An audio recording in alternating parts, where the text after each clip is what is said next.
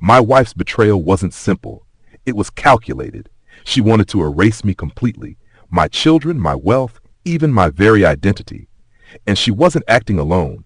She had help from the man I had once considered a brother, but the strategy they were playing followed rules they didn't understand because I was the one who created them. And before it was over, they would realize exactly what that meant. Have you ever faced a deception so deep it forced you to fight for everything you cared about? Share your experience in the comments. Your words might remind someone that honesty can still win. My name is Troy Blackstone. I'm 46 years old, and this is how I transformed the most painful betrayal of my life into a battle for truth, fairness, and the future of my children. Troy Blackstone sat in the shadowed glow of his basement office. The constant drone of servers filled the silence around him. On one of his monitors, a sharp, high-resolution clip played in an endless loop. It was surveillance footage he had pulled from Diana's supposedly protected laptop. She lounged across a velvet armchair inside a hotel suite dripping with wealth, laughing as Blake Hoffman poured champagne into her glass. The silent video gave him all the answers he needed. The tilt of her head, the way her fingers lingered against Blake's sleeve, the angle of Blake leaning closer, whispering something that made her smile like a woman certain she had already won. Around her wrist glittered a diamond bracelet Troy had never purchased. It sparkled in the hotel's warm lighting as she raised her drink. Blake's lips moved, and even without audio, Troy read the words clearly. A new beginning. He stared at the screen for a long moment, his expression flat. 8 years of marriage reduced to digital pixels. Diana had always been driven, but this was beyond ambition. This was ruthless planning. Troy shifted windows, opening a folder he had broken into the night before. Each file was another nail in the coffin of the life he thought they had built. Encrypted texts between Diana and Blake scrolled across the screen, their tone cold and calculated.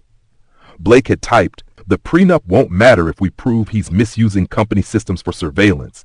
Your family's ties will guarantee full custody." Diana's reply struck harder than anything Troy had prepared himself to read. "Connor and Madison barely know him anyway. He chose his work over us long ago. We'll make sure they remember that." Troy leaned back in his chair, releasing a slow breath. Betrayal wasn't foreign to him. Colleagues who sold secrets, clients who concealed truths. But this was different. This was personal. They weren't simply unfaithful. They were rewriting his existence, turning him into a monster in his children's eyes, erasing years of sacrifice spent keeping them secure and cared for. He replayed Diana's words in his head, each one cutting deeper than the sight of her laughing with Blake. She wasn't merely walking away. She was engineering his collapse with the same precision she once used to close million-dollar real estate deals. His gaze wandered across the basement office, and for the first time, he really noticed his own home. Upstairs, the brownstone overflowed with luxury furnishings. Diana had chosen the artwork on the walls, the imported rugs from Italy she had insisted on. None of it reflected him. Not the boy raised in foster homes, the man who had built his empire from nothing, who prized function above extravagance. Even the family portraits in the hallway had been staged by her. Polished snapshots that appeared perfect, yet now rang hollow.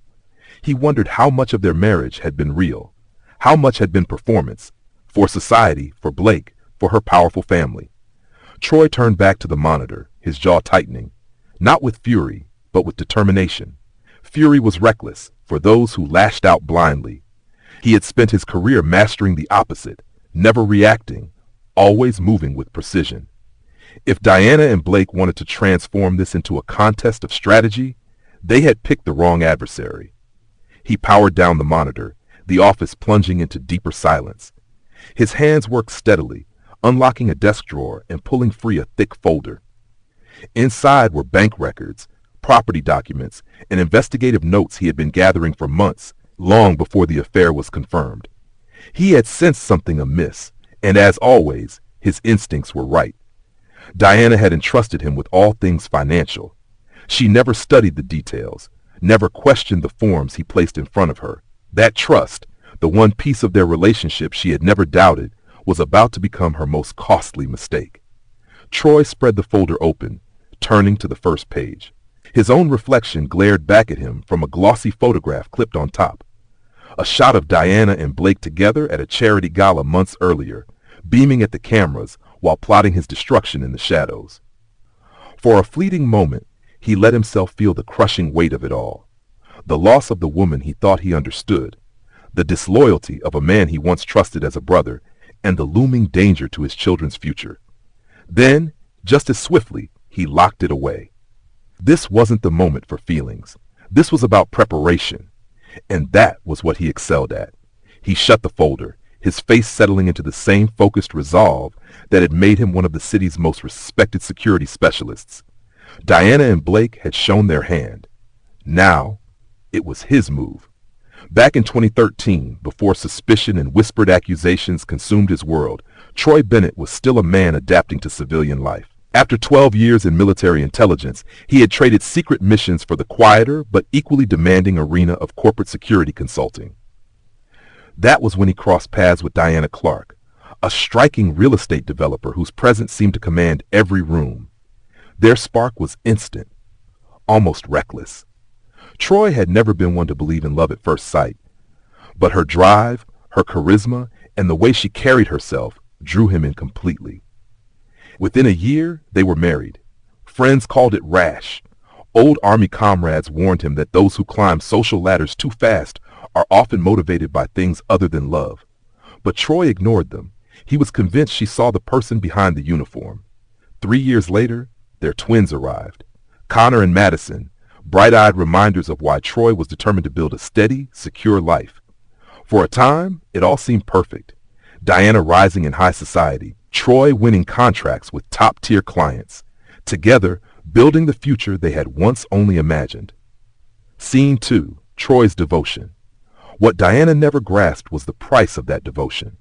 Corporate security wasn't just neat reports and polished meetings. It meant midnight phone calls, urgent evacuations of executives abroad, and long hours tracking threats for corporations too arrogant to admit their vulnerabilities. He balanced it all with minimal complaint. Nights ended in his home office analyzing surveillance data, while Diana attended charity events or networking dinners. He told himself it was acceptable. She was building her image while he was protecting their foundation. Every time he kissed Connor and Madison goodnight after returning from a trip, he swore he'd be around more. But Diana thrived on the luxuries his work provided. She adored the dinners at elite clubs, the exclusive invitations, and the subtle recognition from her peers that she was married to a man of influence. Scene 3, the first fissures. The cracks weren't explosive fights or dramatic confessions. They were subtle. Late-night phone calls Diana didn't explain, whispers that stopped when Troy walked into the room, an increasing list of business trips she took alone. At first, Troy brushed it off. He was trained to identify patterns, but he wanted to believe the woman he married was still the same one who held his hand when Connor was born too early. By 2019, the shift was obvious. Diana's charm had turned strategic. She spent more time around powerful investors Troy barely knew, men more interested in her than her projects. Her warmth toward Troy faded, replaced by constant criticism of his long hours, as though forgetting those same hours sustained her polished lifestyle. Troy, ever the soldier, tried to hold their marriage together with steady persistence. More family meals, more evenings coaching Connor's baseball team, more bedtime stories for Madison, even when he was bone-tired. But each effort felt like tossing stones against a hurricane.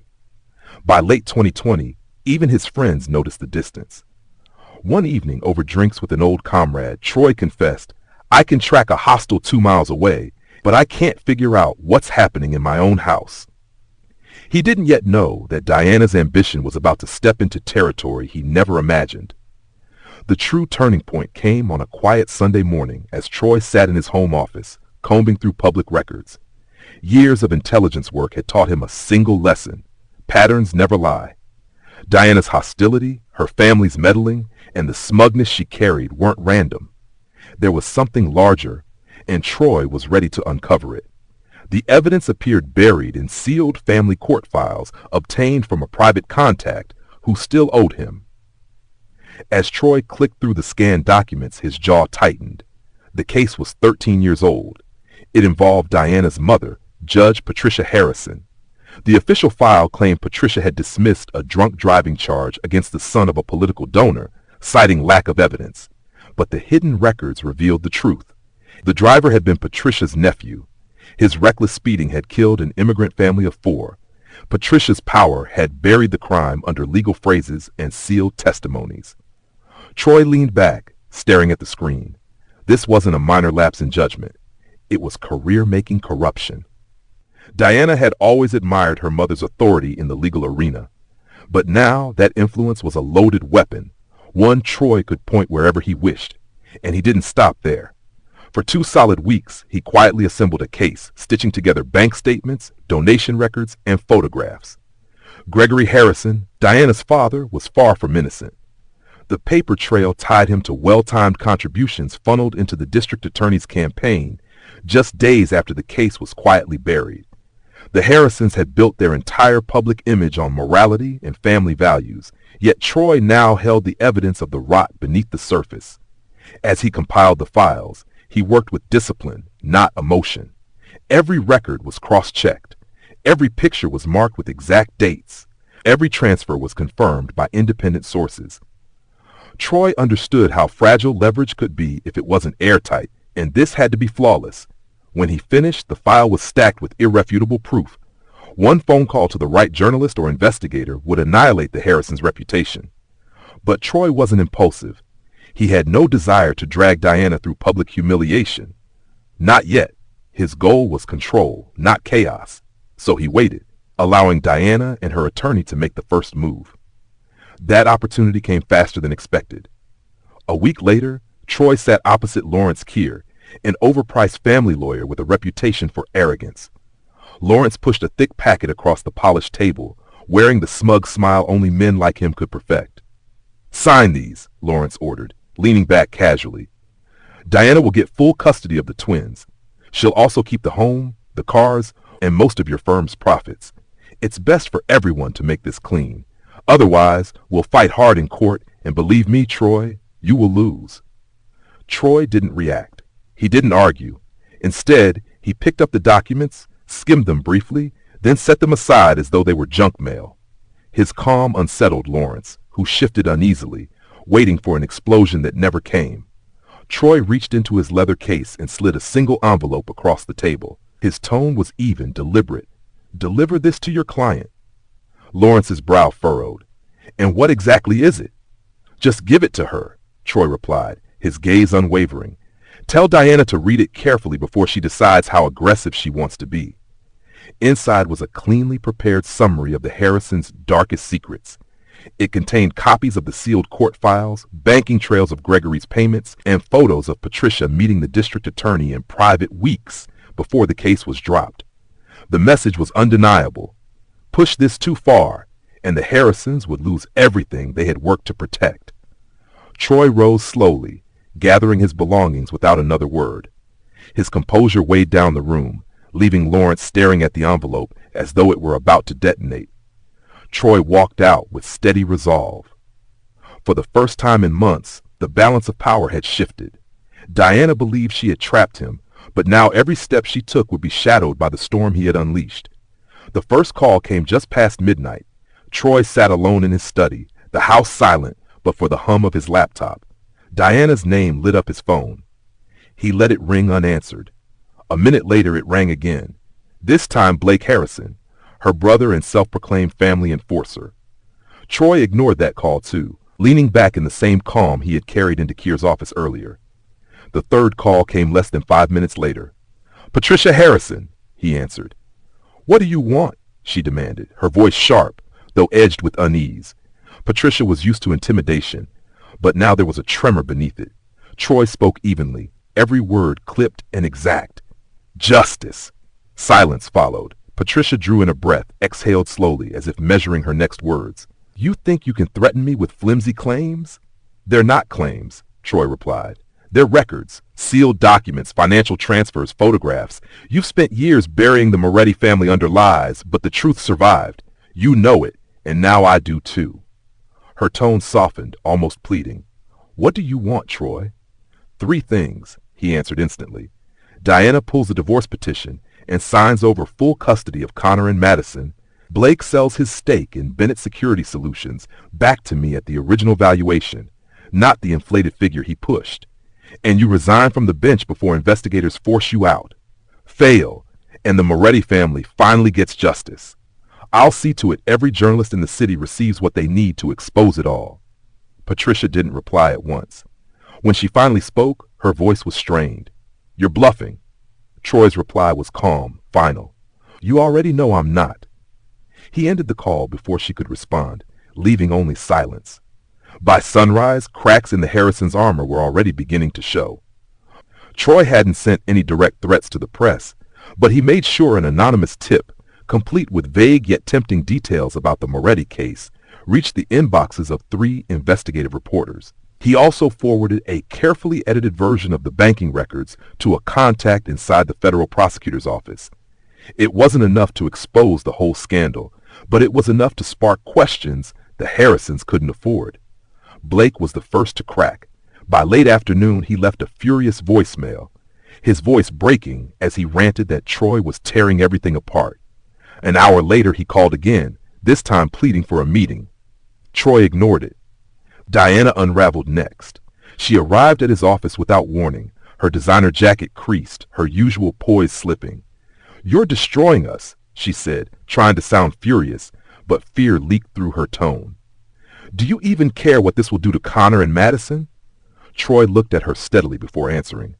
I care about them more than anyone in your family ever has. That's why I'm doing this. By evening, the story had begun to spread. News outlets whispered about a long-buried judicial scandal involving a well-known judge. Online chatter speculated about corruption tied to the Harrison family. And for the first time in her career, Patricia skipped her scheduled court session. She knew Troy wasn't bluffing, and she knew her time was running out. The atmosphere in Lawrence Keir's office was suffocating. Troy sat calmly at the far end of the table, while Diana sat stiff across from him, hands trembling as she clutched a pen. The thick pile of documents before her represented everything she had fought to keep: custody, assets, control, and now she was about to surrender them. Lawrence, normally smug, looked pale and restless, his eyes fixed downward. Are we doing this or not? Troy asked, his voice cutting through the silence like a blade. Diana glared, but the fire was gone. Her mother had gone quiet after Troy's ultimatum. Blake hadn't even shown up. And federal agents had already begun discreet inquiries into the Harrisons' finances. Every advantage she thought she held was gone. Her eyes lowered as she signed, first the custody agreement, then the business transfer, and finally the property settlement. Each signature felt like a stone ripped from the empire she tried to build. When she finished, she shoved the papers forward. You win, she muttered bitterly. Troy didn't take them right away. He leaned in, face unreadable. No, Diana, this isn't about winning. It's about truth. So before this is done, you're going to say it. Why did you do all of this? She pressed her lips together, silent. Lawrence shifted in his chair, sensing what was coming. Troy waited. Finally, Diana slammed the pen onto the table. You want the truth? Fine. You were never enough for me, she snapped. I married you because you were useful, because you had money, connections, and a respectable name, but you were just a security grunt playing at being more. I outgrew you years ago. Troy listened without blinking. When she finished, he nodded slowly. And yet I just took everything you valued. Diana flushed red but said nothing, her breathing shallow and uneven. Troy finally gathered the signed papers and slid them into his leather case. Before rising, he placed another envelope in front of her. What's this? She asked, her voice wary. Consider it a gift, Troy said. She opened it and froze. Inside were photographs. Blake Harrison boarding a private jet with a woman half his age, their fingers interlocked. Another image showed him withdrawing large sums from a Cayman Islands account in both his and Diana's names. The last photo caught him lounging on a yacht, champagne raised, already celebrating. Diana's hand trembled as she turned the pages. This isn't real, she whispered, though her breaking voice betrayed her. It's real. Troy answered flatly. Blake drained the accounts 2 days ago. By now, he's probably in Monaco. Whatever promises he made, they're gone, just like everything else. Diana's composure collapsed. She buried her face in her hands, shoulders shaking as muffled sobs escaped. For a long moment, the room was filled only with the sound of her unraveling. Lawrence looked away, uncomfortable. Troy remained still. At last he stood, tucked the folder under his arm, and walked toward the door. Without turning back, he spoke one final line. "You wanted power, Diana. Now there's nothing left for you to hold." He left her there, the signed agreements lying on the table, the weight of her own choices pressing down harder than anything he could have spoken. The public unraveling came quicker than even Troy anticipated. Within a week of Diana signing the final papers, Patricia Harrison announced she was stepping down from the bench. Her statement to the press cited health concerns, but everyone knew why. The leaked court files had sparked a growing federal investigation, and whispers about the Moretti tragedy dominated local news cycles. What had once been framed as decades of integrity and service was collapsing in plain sight. Gregory Harrison's luxury hotel chain, long viewed as untouchable, became the next casualty. Armed with Troy's evidence, investigators quietly froze several key accounts on suspicion of laundering and campaign finance fraud. Investors fled. Stock prices tumbled overnight. The Moretti family, backed by a team of civil attorneys, launched lawsuits that entangled nearly all of the Harrisons' holdings. Years of wealth and influence were crumbling beneath the truth, and Troy hadn't given a single interview. He didn't need to. The truth, once exposed, moved on its own. Diana's decline was quieter, but no less decisive. The custody agreement and divorce withdrawal left her boxed in, and Blake's theft of their joint accounts stripped away her fallback. Within months, she was forced to sell her luxury cars and the few investments she still controlled just to keep going. The elite invitations dried up. Former allies stopped returning her calls. Eventually, she accepted a position as a mid-level realtor in a suburban office. No black-tie fundraisers, no penthouse bragging rights, just weekend open houses and commissions. From time to time, Troy heard about her through acquaintances. They said she was courteous now, even humbled, though pride still lingered in her manner.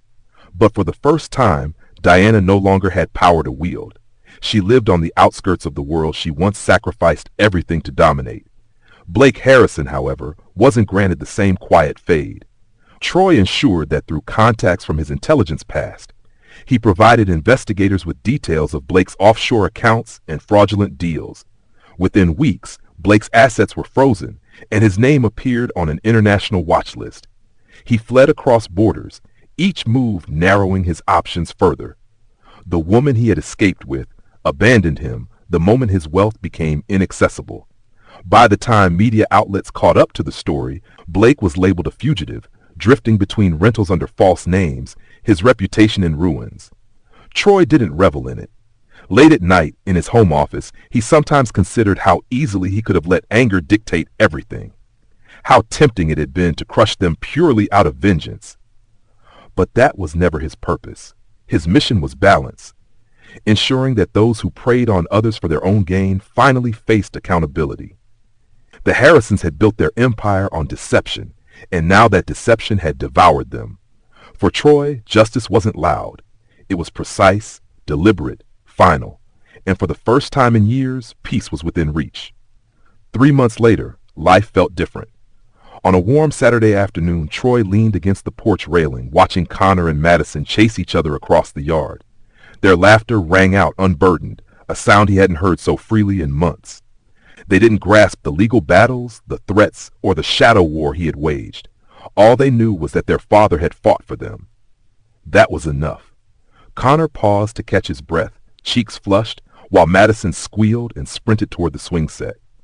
Troy smiled, pride settling quietly in his chest. This was why he endured every sleepless night, why he chose patience over rage. He hadn't fought for revenge, he had fought for this moment. Other parts of life shifted as well. Blackstone Security, the firm he had built before the Harrisons tried to steal it, was thriving. News of the Harrison scandal rippled through corporate circles, and clients who once hesitated now lined up for contracts. His reputation, already strong, was ironclad. He expanded the firm, hired trusted colleagues, and turned down more work than he accepted. But he no longer drowned himself in it. Late nights staring at monitors had been replaced with family dinners, school projects, and evenings teaching Connor how to throw a fastball. Troy also learned to let anger go. He could have pursued the Harrisons further, dismantled every last remnant of their influence. But he had already achieved what mattered. Patricia disgraced, Gregory's empire under investigation, Blake reduced to a fugitive, and Diana, no longer a threat, just another person struggling with the ruins of her choices. In his office, one photograph remained. Diana from years ago, when they were still a family. He didn't keep it out of longing, but as a reminder. Trust, he knew now, was not given. It was earned and guarded. As the sun dipped low, Troy stepped off the porch and joined his children in the yard. Connor tossed him the baseball. Madison cheered when he caught it with ease. For the first time in years, Troy felt steady ground beneath him. His life wasn't perfect, but it was his, earned through patience, sacrifice, and a quiet determination to protect what truly mattered. Some betrayals try to take everything. Sometimes they leave you with exactly what you need.